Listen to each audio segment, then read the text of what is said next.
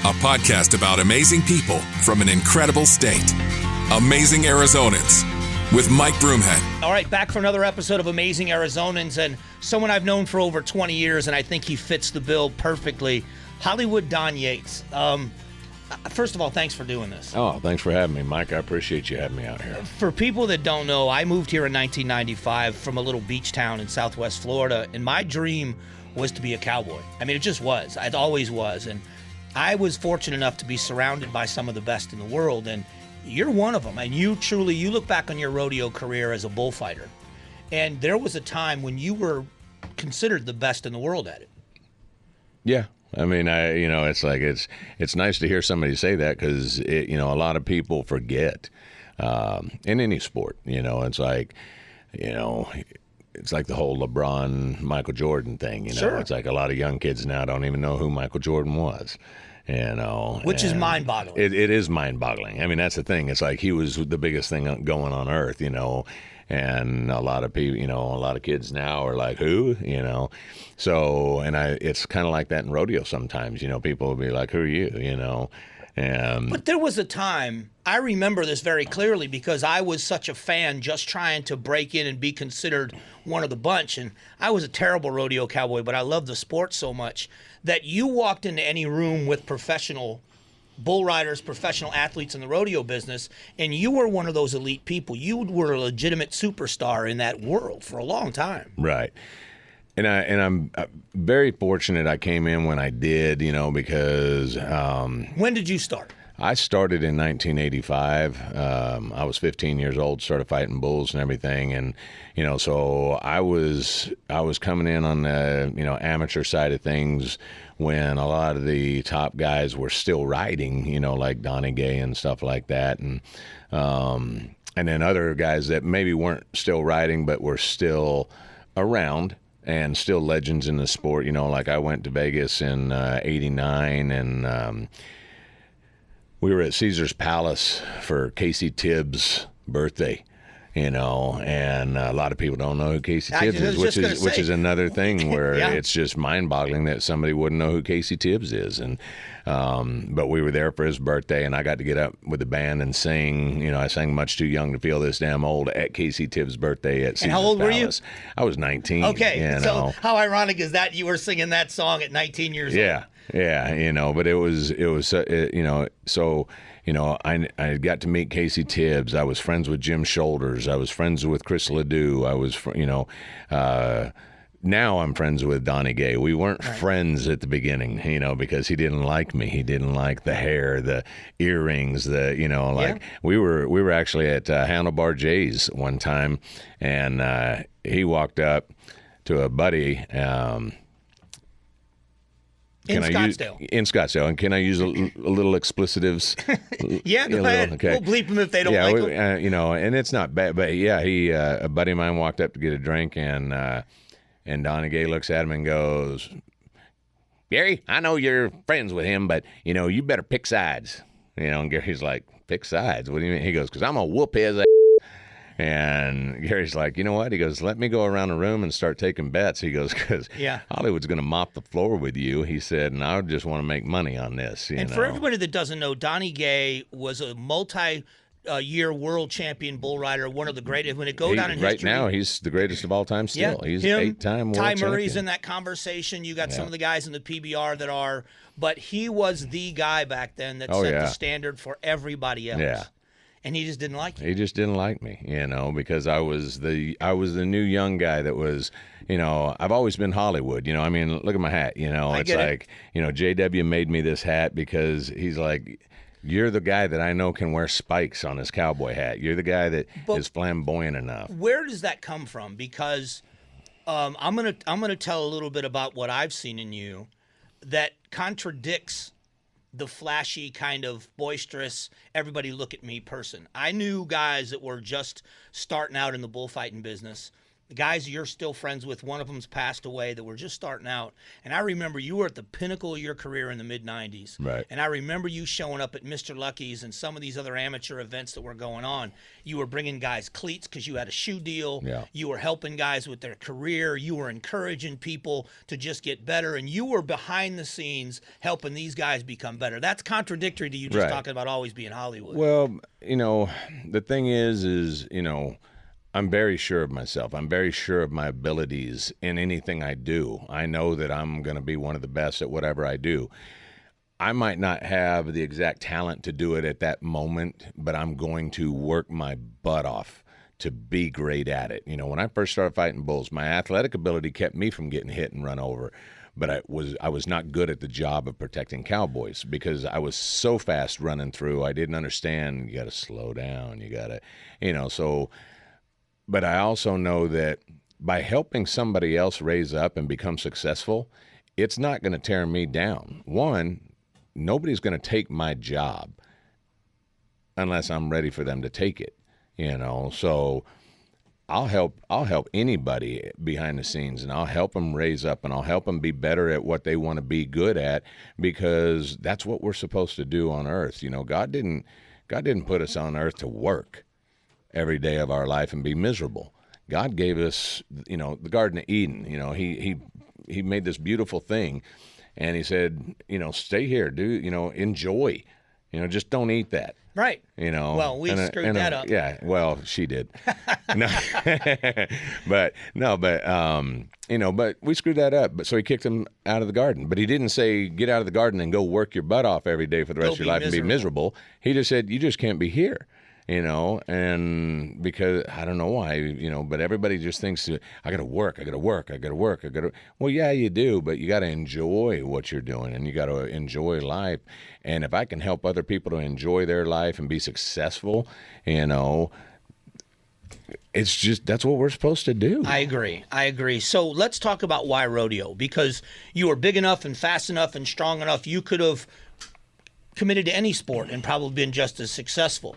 What drew you to the sport of rodeo, but specifically, what drew you to what even guys I got on bulls said is the most dangerous game there is, which is fighting those bulls? I had played every sport pretty much there was, other than hockey, because there wasn't a whole lot of hockey in Arizona at the time, I think there was only 2 ice dens. They weren't called ice den, but there were only 2 ice arenas. And, but I had played basketball, baseball, soccer, football, and I excelled at all of them, and I didn't have to practice at any of them. It's like I always say, God blessed me and cursed me with so much athletic ability. I made the United States Little League team to go play in Japan against the Japanese for the Little League World Series back when it was only 2 teams that went to the World Series. And it was funny that we're talking about that because on that wall out there is Governor, the first female mayor of Phoenix, Arizona. Okay. I think it was Rose Mofford. Yeah. And so I made the team, but Rose said that Phoenix couldn't afford to send me and Reggie McGill. He was the other athlete chosen from Arizona, but she couldn't afford to send us and chaperones to be on the team. So we didn't actually get to go to Japan and play in a Little League World Series. We got our certificates and we got our medals and everything for being chosen for the United States team, but we didn't get to go. But that was the thing. I was so good at everything that I wasn't, I lost interest in everything. Nothing kept my interest. Part of that has to do with ADHD, I guess. But rodeo was really cool. And being a rodeo clown bullfighter, I was like, because I was also singing in nightclubs as a child. And I was like, I could still be an entertainer and I could be an athlete. And these are some of the craziest, coolest guys that I have ever seen. And some buddies of mine were riding bulls in high school, and they were like, hey, we know that you work with horses and everything, because at the time I was actually being trained to be a jockey by my grandfather. A jockey? I was. What are you, 6'3"? Well, yeah, but I was short then. Okay. My freshman year of high school, I was 5 foot tall and about 85 pounds. My sophomore year, I think I sprouted to like 5'2", and was maybe 95, 100 pounds, and in junior year I sprouted up to a big 5'6", but it wasn't until after high school that it's like people say, yeah, I remember you in high school when you were just tall and skinny, and it's like my senior year I might have been, 5'10", and about 125, so wow. I might have looked tall because I was so skinny, but like I said, I wasn't great at fighting bulls. My athletic ability kept me from getting hit and hurt, but I didn't understand the job well. I wasn't great at the job, and it bothered me that I wasn't great at it. And so I would sit down, I would tape Mesquite Rodeo every Sunday night. I would, find any kind of VHS of bull ridings and bullfights and the Wrangler bullfights, and just studied and studied and studied. My cousin lived with me, and she would leave the house in the morning, and I'd be watching videos, and she'd come back, and I'd be watching videos. Was this before they had the bullfighting schools? Because now they have schools like that for everything else. Yeah. Was this before those were popular? There was Rex Dunn had a school, and Rick Chapman, would put there were guys that would maybe put a school on here or there, but I didn't know about them. You were really learning on the fly. I learned I just learned by getting out there. Cody Custer was telling somebody the other day, he goes, yeah, I remember the first time Hollywood came out, Jim Bob had told me, he goes, stand here, don't move till the bull gets here. And he said, the bull came out and just hit me square in the chest and knocked me on my back, and I got up and went to him, and they were like, he might actually make it. But that's what you get from listening to anything that Jim Bob Custer exactly, tells you to do. Exactly. By the way, Cody Custer's a world champion bull rider. His brother, Jim Bob, the North American bull riding champion, a reserve, or the touring pro Bud Light Cup Series at the time is what it was called, champion bull rider himself. But right. They did the same thing to me. Yeah. They had me go stand on a fence and make sure this bull doesn't crash into this fence. And I looked around, and I was the only guy standing in the arena, and the bull smoked me right into the fence. So he pulled the same trick on me. So, but it's like, so, it was something that it bothered me that I was not just instantly great at. So it kept my attention, and I just worked harder and harder to get good at it. And, and it's, you talk about the schools and everything now. Guys now, it's like they'll go to a school, they'll, go fight bulls at a bar around here for, 6 months. And then, they all call me and they want, me to sign for their PRCA card. And it's like, you haven't done anything. You don't know anything. You've not been anywhere. You haven't fought any bulls. And they're like, well, I fight every Friday night or Saturday night over here. And it's like, again, you haven't fought any bulls. It's like, we were out at Estrella Park on Tuesday nights, and they would buck, 60 to 90 bulls I remember, every Tuesday night. And it wasn't a day off either. Yeah. Then Wednesday nights, we'd go down to Charlie Sampson's place down in Casa Grande, and he would buck 30 to 40 bulls. And then Thursday nights was Sackatone, Arizona, and those were some swampy bulls, I was never down there. Big brindles, come off the res and stuff, and and they would buck 60 to 90 bulls. And then Friday night we'd go to a place. It was kind of right next to a bar. They called it Rawhide. It was out in Chandler, and it was just this long arena, and they would buck bulls there. And then Saturday and Sunday we were back at Estrella Park. So I was fighting bulls 6 days a week, and I was fighting over 600 bulls a week, basically, or right around there. And, then I started going out to the Texarkana Bull Sale and fighting. You get there and you've got, 20 contractors bringing their stuff that they're trying to sell.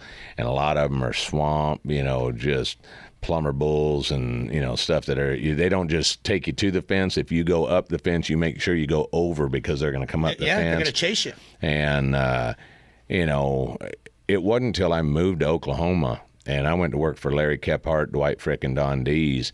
And I worked about 4 months out there with those guys and fought some of the rankest bulls. And you basically had to freestyle fight your way back to the chutes after you saved a rider on every bull.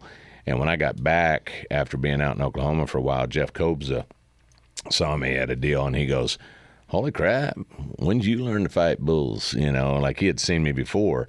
And he was like, man, you're a whole different bullfighter now. And I said, well, I moved to Oklahoma and worked for 3 different contractors. And he goes, who'd you work for? And I go, Well, Larry Kephart, he goes, that's all you have to say, Yeah. man. He goes, if you worked for Larry Kephart and didn't die, he goes, you learned something. Well, because the industry is such a small family. I mean, everybody knows everybody. And so if you get a good reputation with one, you can usually use that for a good reputation. But it does the same way for people that end up getting bad ones. Right. I want to talk about your injury, though. Because I know there's been more than one. Which one? Wasn't it Salinas? Salinas, where California. You took a horn. Yeah, I got gored. Bull got me down. It was the 4th round. The year before, I had torn my Achilles tendon in the 3rd round. And so, I had surgery. I come back a year later. It's my first bull fight back. And I was kicking everybody's butt. I was about to win my 4th Salinas championship. And all I had to do was place like 2nd that day. And I would have been the Salinas champion, and I'd have had my 4th championship there. And about 15, it was between 10 and 15 seconds into the fight, I had thrown a fake, did a step through. I went to throw another fake. And as I went to get around, he popped me, got me down, it launched me out in front of him. And as I tried to roll to get up, he run a horn actually through my right glute, up 9 inches into my colon and everything. It stopped a 1/4 of an inch from my spine, and there's a whole nerve bundle there that they said had he hit that, I'd have probably been paralyzed. And it didn't feel, horrible. Like, it just felt like just a quick pop. I've taken, a shot like that 100 times, and I hit the fence, and he ran by me, and I got up to go back to him.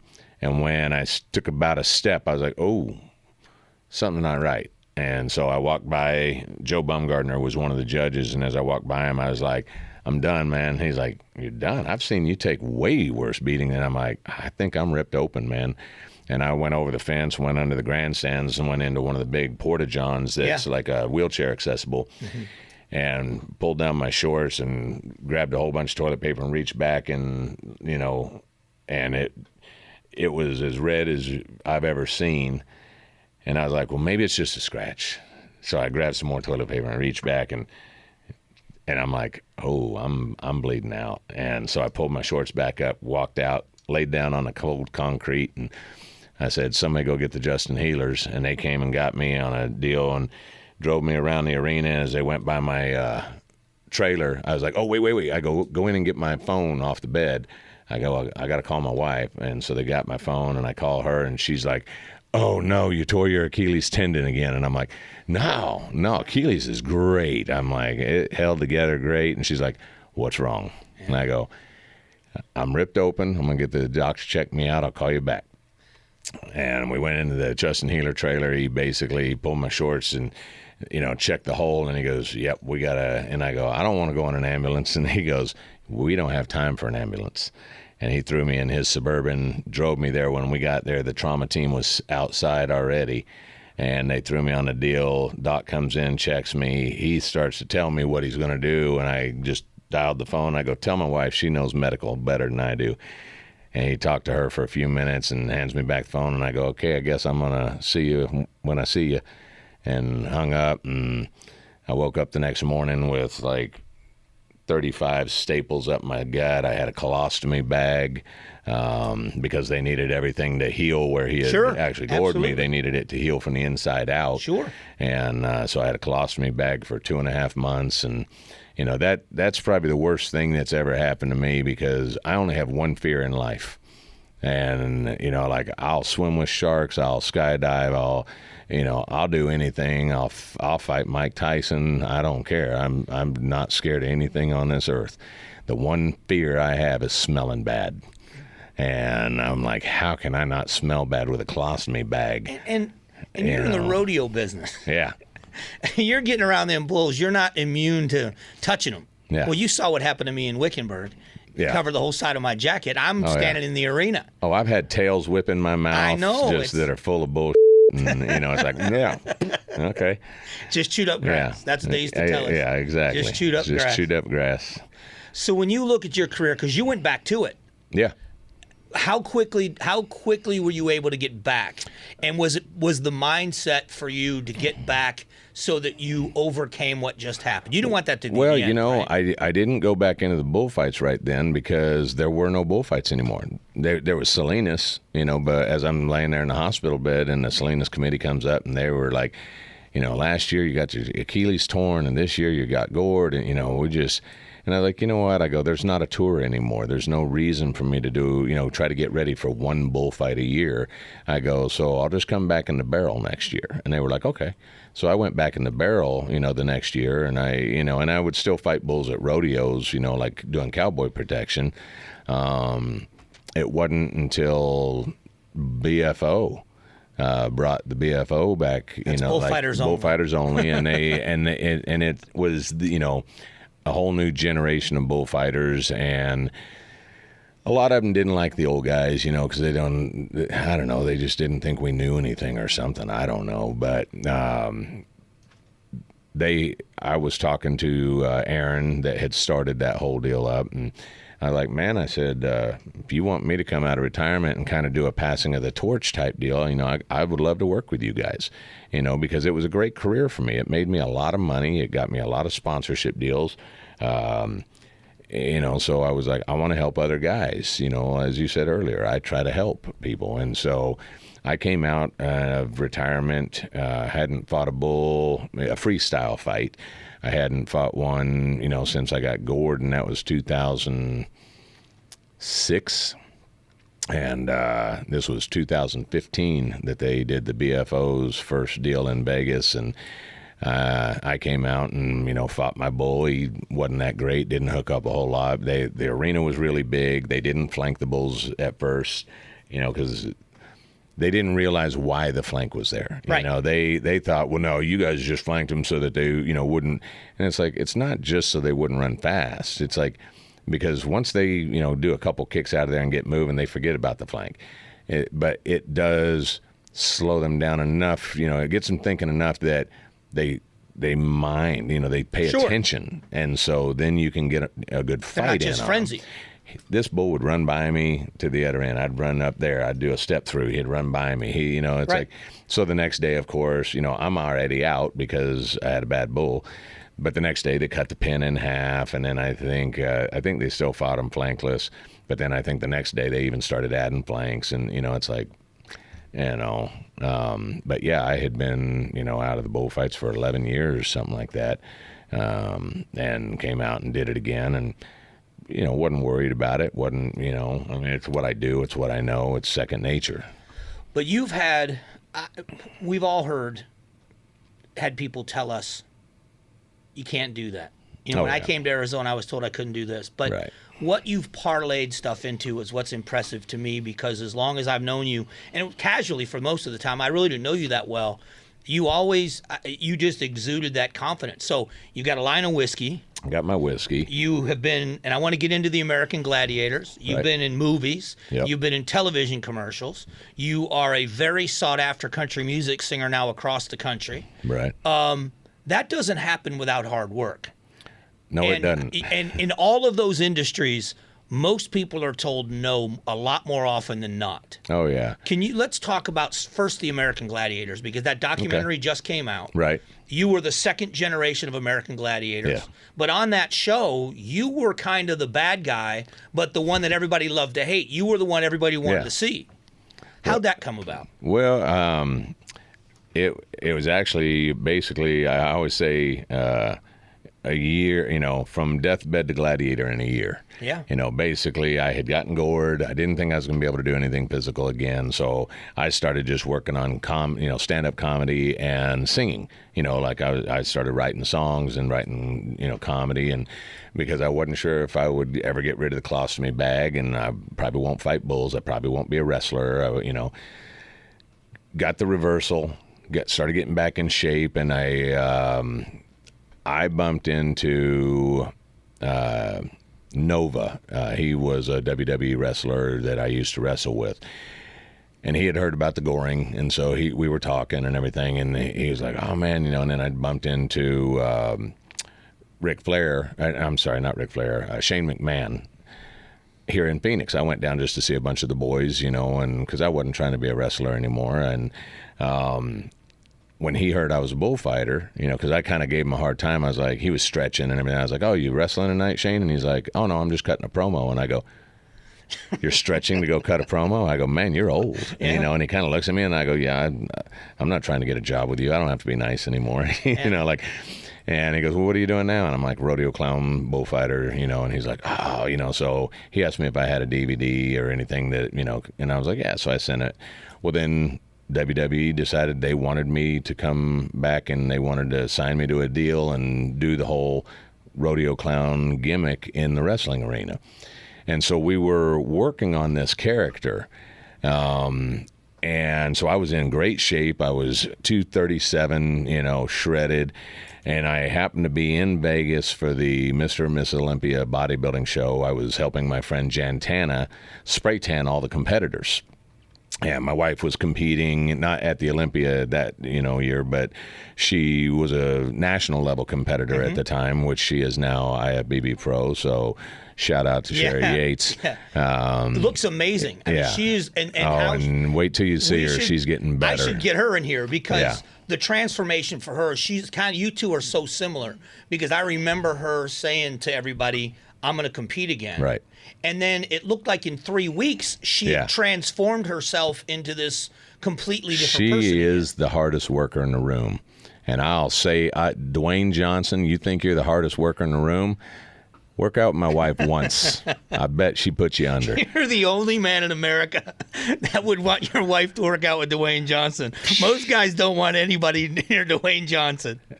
The only thing Dwayne's got that I don't have is money, right? And that's just right now. I'm working on it.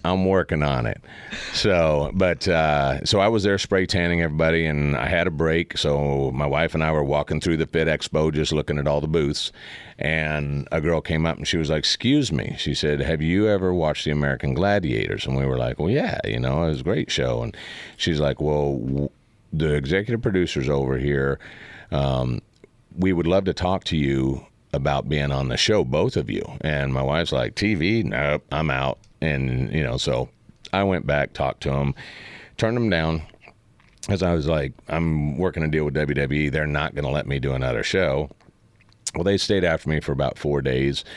Finally, on that Monday, I was drunk, had been out all night with Chris Angel and Carrot Top. I was crawling into... There's a combination. Yeah, I was crawling into bed at like 7 in the morning, and Valerie Wagaman, who was Siren on the show, she called me and she's like, hey, are you going to go to the tryouts? And I was like, nah, I'm just climbing into bed. And she's like, no, come on, come to the tryouts. And she just kept hounding me. I'm like, fine. I go, where are you at? And she goes, I'm at the taxi stand. And I go, well, I'm not. I got a shower. I'll meet you there. So I got in the shower, went to the deal, get there's a line, like a mile long around the building. And so I just walked past everybody, walked up to the front, and I said, hey, where's Chad?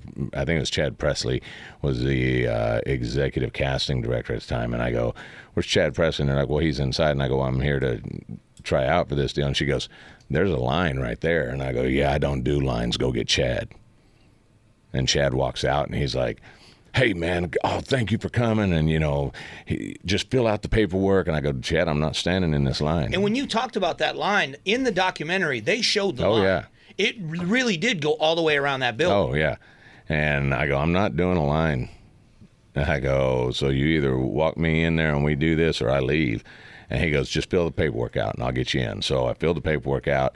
I do all the things, the pull-ups, the last thing's the 40-yard dash. I do the 40-yard dash, and, at my fastest, I used to run like a 4.34, 4.40. And at 237, I probably still ran a 4.540, 4.440. And so I run the 40, and this kid goes, holy crap, you're fast for a big guy. And I go, yeah, just think how fast I'd be if I wasn't drunk, and I go, where's, and he goes, oh, you hungover? And I go, no, I'm drunk. And I go, where's Chad? And he's like, well, he's over there talking to somebody. And I said, well, go get him. And he goes, well, I can't. And I go, well, then I'm going to be over there asleep. And you tell him when he's ready to talk, wake me up. Did you really fall asleep at the tryouts? Oh, yeah. I went over next to the wall and went down and went to sleep. I'd been out all night. I was tired. So I lay down. Finally, Chadwick comes over and he's like, hey, man, so we talk and he goes, I just need you tomorrow to do it. And I'm like, there is no tomorrow, man. I'm going home. I've been on the road for 3 weeks. I was in Spain for 2 weeks before I came here, and now I'm here. I go, I'm going home. And he's like, what? And I go, I'm going home. And so I left. And he called me the next day and he's like, could you please come back tomorrow on Monday and do a on-tape interview, cut some promo. And I'm like, fine. So I flew back up to Vegas, get there about an hour. He said they were running an hour behind. So I went down to the bar and had a few drinks and everything. And then I come back up. And there's a theme here. There is a theme here. So I go back up, I cut my promos, I do the interview, I leave, they call me a week later, and it's just turned into a, deal. Finally, they say, okay, we need you to come out to L.A. We were going to meet with, the producers. We got to, do a psych eval. We got to do all this. And then they sequestered us to a hotel, and we weren't even allowed to talk to each other in the hotel. Like, we had to, basically go to our rooms, and that was it, and wait for them to come get us to, go take the psych eval and then to go do the physical and, all this. And and it was funny because as they're picking us up at the airport, I go to get on the bus and there's a girl in the van, and she's like, Hollywood, what's up? And she gives me, and they're like, you know him? And she's like, yeah, he usually sees me naked though. Because I spray tanned them all. Oh, yeah, a lot of the competitors. Yeah. Here's a story we have to cut out of this. So then we go, we drive around and we get to the next place, and a girl goes to get in and she's like, Hollywood, what's up? So like 5 of these girls have all, I've tanned them for these competitions. They're competitors, and, and it's like, so finally the second day we're there, one of the producers comes up and he goes, how is it that you know all these girls here and you've seen them all naked? And I go, I'm Hollywood. And I just left it at that. Well, then the one day I was supposed to be wrestling for WWE on Monday Night Raw, but they said that that's the day they needed me to meet with the executives for NBC. So I had to get out of that day with WWE. But then I told them, I go, but I can be there Tuesday in Bakersfield. So Tuesday I wake up and I'm leaving the hotel, and one of the producers is like, hey, where are you going? You're sequestered to the, and I go, do I have a contract? And they're like, well, no. And I go, well, I got to go wrestle and keep my job. And so I went to Bakersfield. When I got there, they called me and they go, okay, we need you back. We're going to use you. And I go, well, I got to wrestle tonight, so I'll come back to the hotel tonight. And they're like, well, we're changing hotels. And I go, text me the address and I'll get there. I'll be there. Then it was like 3 weeks, 4 weeks, felt like we were just there. Like, we didn't know what we were doing when we were coming home. Were they we would paying go, you? we would no, and we would train every day, and we would do stuff, and it was just like, and they were switching us hotels, and then they finally sent us home, and I still didn't have a contract, and we were home for 3 days for Thanksgiving. They finally called me, and they said, okay, we're going to give you a contract. We want you back. We want you for the show. And I'm like, all right. So I went back, packed for 2-3 months because I wasn't sure how long I was going to be out there this time, and got back. Still didn't get a contract. It's the day before filming, and I'm the only one without a contract. And there was this big guy, young kid, 6'8", wow. 285, 290. And they pull him aside and me, and they go, we're trying to decide which one of you we're going to use. And this kid goes ballistic. He's like, I've got a contract. You call my agent. And he's just, and I'm like, yeah, you tell them what they got to do, kid. And I turned around and walked off. And I'm sitting there, and I'm getting mad too, because it's like, are you kidding me? You've jerked me around for how many months out here? Yeah. I finally... I grabbed one of the guys walking by, and I go, excuse me. I said, can I talk to you off the record? And he goes, yeah. And I go, what's going on, man? I said, I'm tell you what. I said, I'm pissed. I said, because I've been here for 3 months, basically. I said, I don't know what your, deal is. I said, if I didn't want this job so bad, I would tell y'all to, I get F off. I go, I would walk out of here. I'd walk across the street to ABC. I'll come up with a show that'll be so good that I'll bury your show. You guys will all lose your jobs. You'll go home desolate. You'll be homeless. I went off on this guy. And I go, that's what I would say if I didn't want this job so bad. I go, but I want this job, so I'm not going to say any of that. And he kind of laughed, walked off. 15 minutes later, another guy walks by, and I grab him. And I went off on him. And I tell him, I go, what seems to be the problem? He goes, well, we're just not sure you're going to be good for TV. And I go, but you ended up being. Exactly. And I go, who's the idiot that thinks that I'm not going to be good for TV? I go, I'm the one person in this whole cast that was built for this. I go, I'm an athlete. I'm an entertainer. I'm a rodeo clown. I'm a wrestler. I know how to cut promos. I go, and I go, whoever thinks that I won't be good for this, I go, you need to fire them and tell them to go home because they are the stupidest person in L.A., and they have no business being in the entertainment business. I go get that big 6'8" guy, bring him back here in this circle. The guy that gets up gets the job. I go, because I'll snap his neck. I'm tired of this. Go get him. And he kind of laughs, and I go, don't laugh at me or I'll snap your neck. I go get him, bring him back here so I can break his neck and get my job. And he walks off. About 10 minutes later, the director walks by, and he winks at me, and he goes, you got it. So for the people that don't remember Wolf on American Gladiators, there's a story you told me a long time ago about something, and I can't remember if you told me it made the show or it didn't make the show. There was a contestant with a prosthetic limb. Yeah. And is it something you wanted to do, or it's what I wanted to do? All right, can you tell what was it you wanted? This will typify for everybody what Wolf was on this show. So for 2 seasons now, I'm talking about how I'm just going to rip these competitors limb from limb. I was a bad guy because I knew that all the other American Gladiators, they're the good old, Captain America, apple pie, but you need a villain. You need somebody to be that just jackass, that the anti-hero, right? The Steve Austin, sure. The whole Attitude Era of WWE. I mean, that's why it was so good. It's, it's why the Punisher. It's, Rambo. Rambo's a great guy, but he's also, you mess with him and he's, So I'm just, every episode I smell blood, I smell fear, and I'm going to eat you. I'm going to rip your limb from limb. I'm going to break your bones. For 2 seasons, they have a contestant that comes on. He's a para-Olympic athlete. He's missing his lower half of one of his legs. And he's doing a great job in all the, things that he's going up against. And we get to a deal, it's called the wall. Now, on ours, you had to cross this bridge that was in water, so it's very unstable, and then you get to the wall, and then you crawl up. Well, what they do is they blow the whistle, and they basically have 7 seconds to get over and start climbing up the wall. Then they blow the whistle for us, so they get a good head start.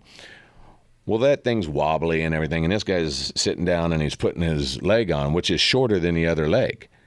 And so I'm like, that's going to be pretty hard for him to, go across this. And so I just walk over and still in the Wolf, because I'm a method actor, so I'm Wolf from the time I get there to the time I leave. And I kind of walk over to him and I go, have you ever gone across this bridge with that leg? And he's like, looks up and he kind of, he's like, no, sir. And I go, this bridge is a little wobbly. I go, and it's hard enough to get through it with 2 level legs. I said, I'll tell you what. I go, they give you a 7-second head start. I go, it might take you 7 to 8 seconds to get across this bridge. I go, when they blow my whistle, I will not come. I go, I will give you a chance to get on that wall. But once you're on that wall and you've made 1 or 2 steps, I go, your ass is mine. And he's like, okay. Now, was this on the show or was this off? No, this was off. This is off air. Okay, so the part I love about this story is did you do it or was it what you were going to do? It's what I wanted to do, and the producers knew me well enough that right after I had that conversation with him, the producer walks out and he goes, hey, Wolf, he goes, we're going to give him, we're going to put him on the wall. Like he doesn't have to cross the bridge. We're just going to put him on the wall, blow the whistle, and then he's going to start up, and then we'll blow your whistle so he gets more of a head start. And I go, okay, and this guy's like, well, no, I can go, and I go, no. I said, if they're going to give you an advantage, I go, take it. And I go, because like I said, once I get the opportunity, I go, your ass is mine. Producer goes, Wolf, come here. I walk over and he goes, "Don't touch his leg." And I'm like, "Are you kidding me?" I'm like, I have threatened to rip contestants limb from limb for 2 seasons. What were you going to do? Now I finally have the opportunity to literally rip a guy's leg off of him, and you're not going to let me do this. What were you going to do when you got the leg? I was going to pull it off. And it's like, and I told the producer, I go, "You want good TV?" I go, "You want good TV?" He goes, "I don't want people to hate you." And I go, "They're not going to hate me." Oh. I go, "You want good TV?" This guy is almost to the top.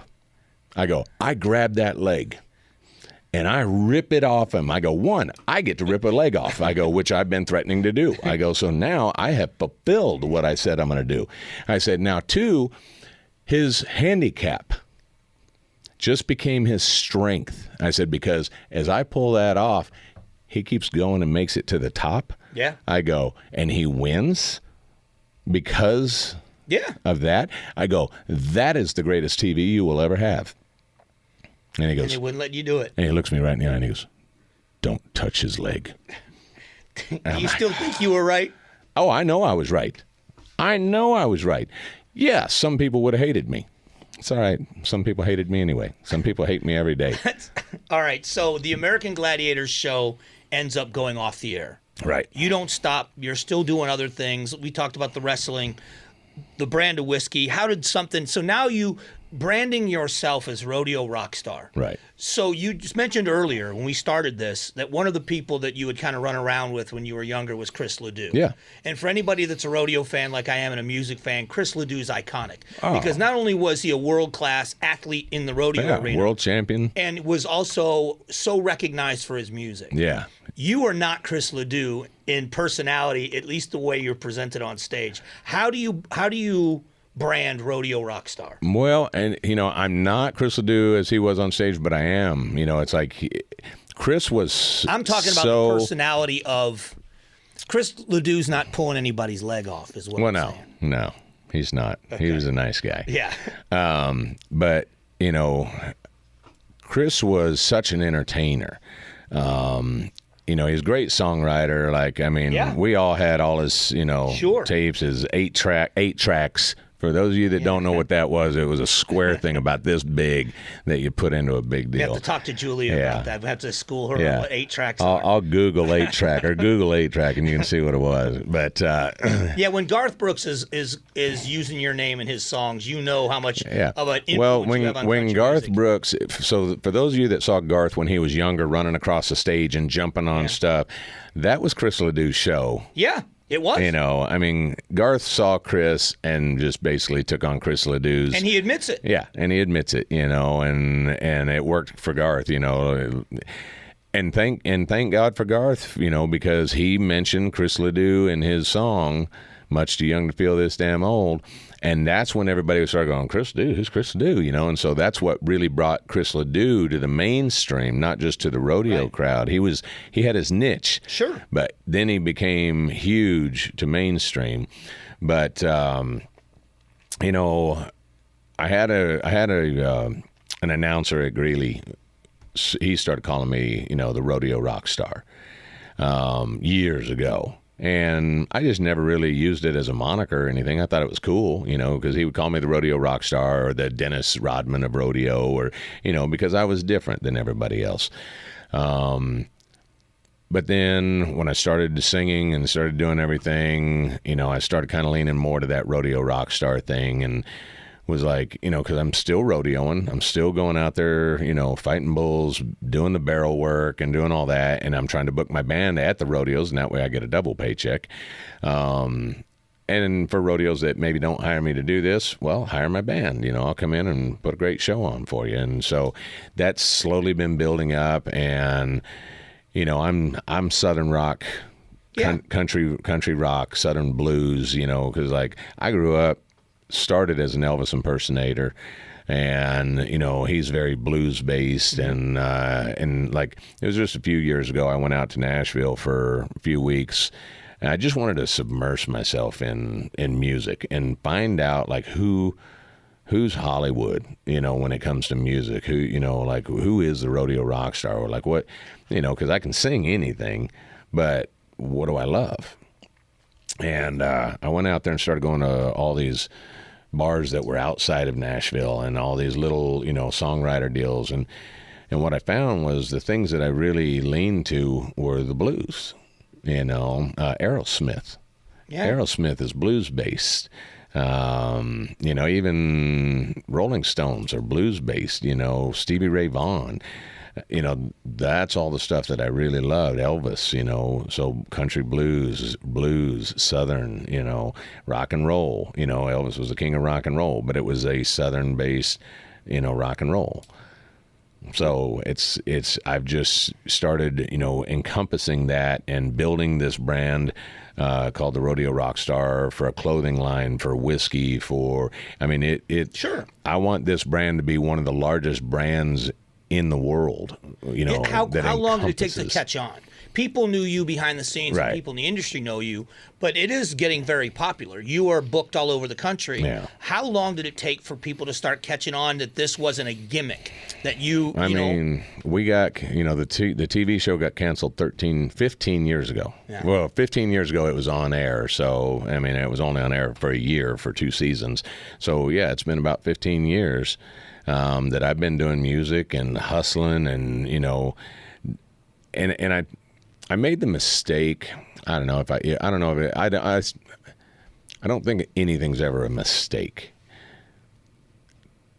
Things are what they are, and how you deal with them and how you go from that point. Yeah, that's what makes it. So, but I humbled myself. After the American Gladiators, after I got the show, I tried to humble myself so that people wouldn't think, oh, this guy got a TV show and he became a jerk and this and that and blah, blah, blah. People thought I was a jerk before the TV show, not everybody, but a lot of people, you would look at me and go, oh, he's arrogant, cocky and this and that, because I carried myself with pride, with, I know that I'm good at what I do. Well, one of the reasons why I wanted you to do this with me is because I always liked that. I like the fact that when you kick down the door when you walk through it, I liked it about you. But I thought, like everybody else that never saw you, that you were arrogant. Right. That, it wasn't, there's a difference between confidence and arrogance. Right. It wasn't until I got to know you a little bit and I saw that there was that side of you that helped so many other people and really was looking out for what was best, that it was confidence and not arrogance. Yeah. And so, people catch you like this. They don't have time to get to know you. So does the music let people get to know you? I think it does, because I've got some songs that I've written that are very much about me. I've got one song called "I Saved the Cowboys" that I've yet to record and put out, but I will here shortly. But it's called "I Saved the Cowboys," and it's a song about being a rodeo clown and being broken and battered, and how whiskey helps heal the pain, and living in a busted pickup, and just traveling the road. In fairness, in Hollywood fashion, you do have a song called "Up Yours." Well, I do have a song called "Up Yours," yes, and I've got my other one, "Get Loud," that's been played at every rodeo across the country. It's more of a rockin' anthem, stadium anthem, and we wrote it for that reason. We wanted it to be a stadium anthem.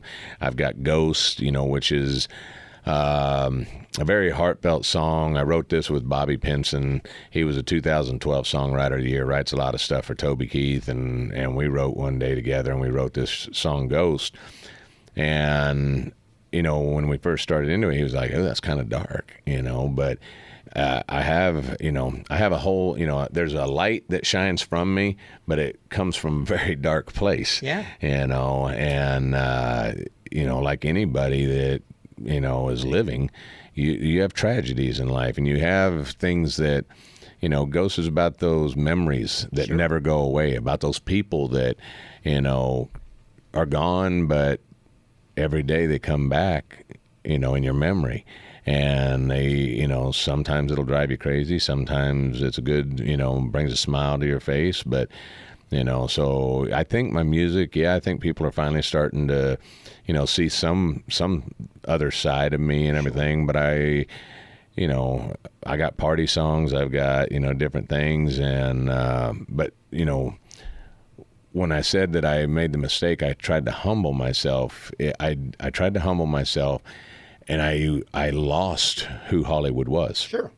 So for a couple years, I'd had nothing going on. I had a few rodeos, I had a few gigs, but for the most part, I didn't really have, and I had, I was known around the world as Wolf. Yep. Before that, I was known around the world for my rodeo stuff, and I was one of the best in the business, and I could walk into any place in Vegas, and they knew who Hollywood Yates was. We combined them behind your back. We used to call you Holly Wolf. That's all right. That's all right. We used to call you Holly Wolf. Hey, I love, people call me Wolf, weird. They call me Holly Wolf. They call me H. It's like, yeah. And as long as they're talking about me, that's fine. But it's, so I got depressed. And when I got depressed, I, started drinking a little heavier, and I started looking in the mirror, and I didn't even recognize, who was looking back at me. I was like, who is this old man? And I was like, I have got to do something. I have got to get back to being me. And so I started booking more rodeos and booking more band gigs and getting back out on the road, because the road is where I'm the happiest. I got a great wife. I got a great house. I got great animals, my dogs, my horses. But that stage and that road is where I've lived my whole life, and that's where I'm the happiest. And if I can have my wife and dogs with me, it's even better, But it's like I had to get back to being who I was, because I'll say this, and not that it was causing problems in my marriage or anything, but with anything, you fall in love with somebody, you fall in love with this, and then over time. It's my wife and I always tell people, don't try to change your partner. You fell in love with somebody. If you fell in love with a bad boy, don't try to change him into a good boy, because you're not going to like the good boy that you get. They were the bad boy. If they, don't change that. Don't change anything about your spouse. You will grow. You'll change. You'll change over time as a person. And hopefully. Y'all still love that person, Yeah. Sometimes you'll go this way, but you come back, you go this way, you come, because we all grow, we all change, we all have different times in our life where we feel differently. Sure. One year we might have really strong beliefs about something. The next year you might not care. Yeah. So it's, so I finally got back to being Hollywood Yates, the rodeo rock star, and I'm happier.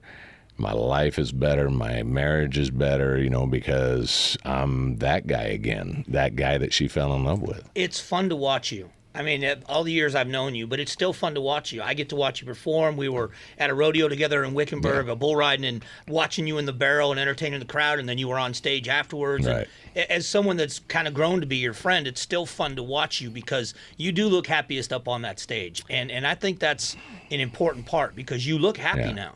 I am. I mean, I wake up happy.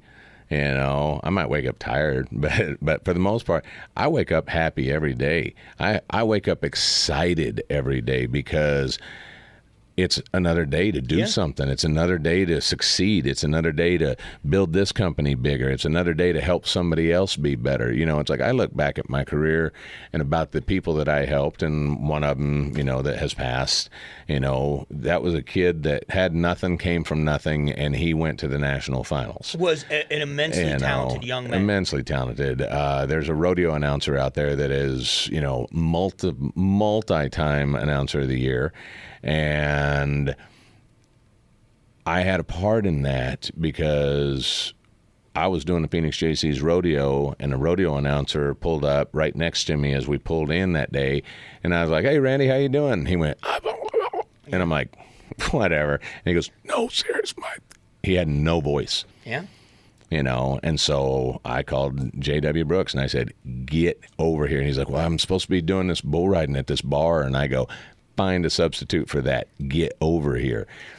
I go, "This is going to help you get your PRCA card. It's going to get you in, And so he did. He got there. Well, there was a steer wrestler that had grabbed the mic and was announcing when Wayne got there. Yeah. And the steer wrestler never gave up the mic. Right. So Wayne stood there the entire rodeo, didn't get to do anything, say anything. his wife's upset, crying, like, why doesn't this, this guy's not trying to be an announcer, and he knows Wayne. And I'm like, don't worry about it. I go, the fact that he showed up, the fact that he's here, and the fact that he's being cool about this says everything. Don't worry. And Randy Corley helped him get his card and got Phoenix to hire him as co-announcer the next year, and has helped Jada and Wayne. And Wayne has taken off and become, he will go down as one of the most iconic rodeo announcers in history. And the reason why you're mixing them up is JW is his brother that makes your hats. Brother that makes my hats. One of the most iconic hat makers in the country. But Wayne got me started announcing. And Mr. Lucky's here in Phoenix. The whole story about Wayne is a guy that came from, again, just kicking around, grew up here in Arizona, and he is one of the most iconic announcers. All right, listen, before go ahead. And he helps, he helped you. I was talking to Tonka Bai the other day, and he was saying that, Wayne was like giving him good advice. And, so it's like he passed it along too. It's like that's what successful people are supposed to do, is I agree. help others. Before we close it out, website, or how do people find you? Because I think when people start looking into what you're doing, they're going to find you somewhere singing. I just want people to learn more about you. Right. Go to HollywoodYates.com, which will be revamped either today or tomorrow. I mean, I'll show you when we're done. Like, it's cool. But HollywoodYates.com, Instagram, Hollywood Yates, Facebook, Hollywood Yates Music, and Twitter. I don't do a whole lot on Twitter. But if you like positive motivational stuff, everything I do is positive and motivational, because there's no reason to be negative. I think social media is the worst thing that's ever happened to the internet, but I use it because that's the way you reach the world. But I just think it needs to be used in more of a positive way. I also have a bull riding coming up July 15th, the Big Red Bull Riding. Come out and watch me there. That's in Scottsdale, right? That's in Scottsdale at Westworld. It's the website, the music you can get anywhere that you can download, Spotify, iTunes, Amazon, and it's just Hollywood Yates. I appreciate it. I really do. This guy, one of the most iconic people I knew in the rodeo business growing up. I was such a huge fan, and I'm glad we're still friends after all this time, and I appreciate you coming down. I am too, man, and I'm proud of you. You've done a heck of a job. Thanks, man. Thank you. Appreciate it. Thank you. All right, that's it.